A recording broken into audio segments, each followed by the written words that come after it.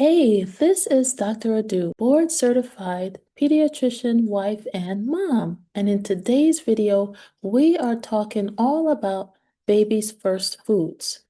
What should we be giving our infants when they are ready to transition from their either breast milk or formula feeding? So, as your baby starts to grow, you may notice that they may be looking a little bit at your food, looking like they want to try a little something, and you may be wondering what you should be giving.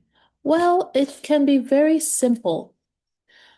On average, infants do not really start having the appetite for the foods that you may be eating until around 6 months and up. First foods, however, can be started as early as 4 months old, but normally we want to start around the 6 month range. That way, they are a little bit older and can tolerate the different foods that you may want to introduce. When we start foods as early as 4 months, normally it may be for thickening formula if you're using that. For example, sometimes people will use oats or rice cereal to thicken formula, and in that case, some foods would have been started. But these are normally single food, single grains because you don't want to start foods too early, as breast milk honestly is your best source of nutrition for these first several months of life, all the way up through 12 months and exclusively through 6 months of age is our normal recommendation.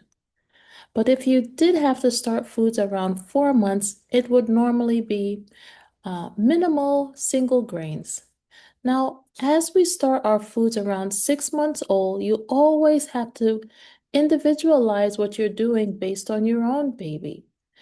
If your baby is starting to show cues and they are ready to start some foods, which means that they have good head control, they have a very good gag reflex, they are feeding well, then you can consider the starting of the foods after you're discussing this with your physician if you have any questions. So we recommend starting with simple foods, single ingredients, one at a time, to ensure that there are no potential allergies or sensitivities. Some simple ones that you may want to start with are things like squash, peas, sweet potatoes, avocados.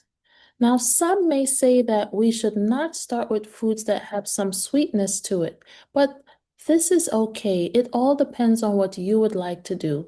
You can start with the more bland of foods or even ones on the sweeter side because you are going to be introducing your baby to a whole palette and array of flavors and foods over time. You want to introduce the foods one at a time, and I would recommend waiting for intervals of 3 to 5 days before you start another type of food so that you can make sure they are tolerating it well. Always ensure that you are using and choosing foods that will not cause a risk of choking hazard or any difficulties with taking it down for your baby. Other food options can be things like mashed potatoes, cooked apples, pears, as well as mashed and pureed proteins such as some mashed chicken or beef. Always making sure that you make it to the consistency that will be easily swallowed for your infant. Start feeding your infant small, about 1 to 2 teaspoons of food at a time, and go in accordance to their pace. You don't have to rush it. Studies actually show that infants and children in general can reject foods multiple and multiple upon multiple times, several times before they get adjusted and used to accepting and eating the food.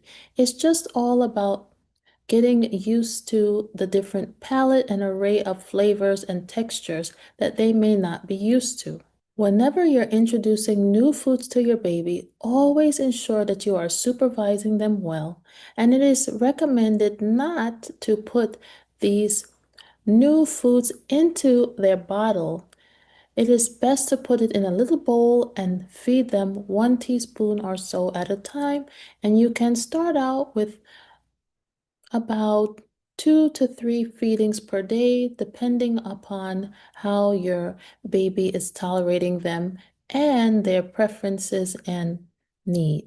Foods to avoid in the first year of life are honey due to botulinum risk, whole cow's milk because early introduction, especially for cow's milk that's non-GMO, not organic, can cause a lot of stomach distress and even GI bleeding. So it is recommended not to start whole cow's milk until 12 months of life and up. You also don't have to add any extra salt or sugar to the food. Normally, in my own personal experience, I would buy the single fruits, go ahead and cook them down some on the stove, and then puree them nicely to a creamy consistency and not add any spices, sugar, or salt at the moment of introduction. After they tolerate these foods and they are a little bit older, then you can add some mild seasonings because there are many medicinal benefits to spices. And I will go over that in some other upcoming videos when we talk about healthy food and eating. You can also start with some other potentially uncommon grains that we don't always normally hear about, such as barley, millet, oats, quinoa, sorghum, and more. Research these things and start small and go slowly. And always, if possible, make sure you're sourcing your foods from non-GMO and organic sources. And don't feel that you have to go out and buy jarred food for the introduction of the first foods for your infant. It is actually healthier for you to prepare the food yourself. Prepare it, as I said, over the stove, and then you can just blend it nicely and then label your jars in your fridge so that you know exactly when you prepare them. And you can store them in the fridge and warm them up as you need. And then clear out your inventory at least every week or so that you can ensure that it's still fresh and that you have a good supply of food ready to be tried by your infant. If you ever have any concerns or questions, please ensure that you seek the medical attention of your infant's medical provider. As always, I hope this was helpful for you, and I will see you again soon.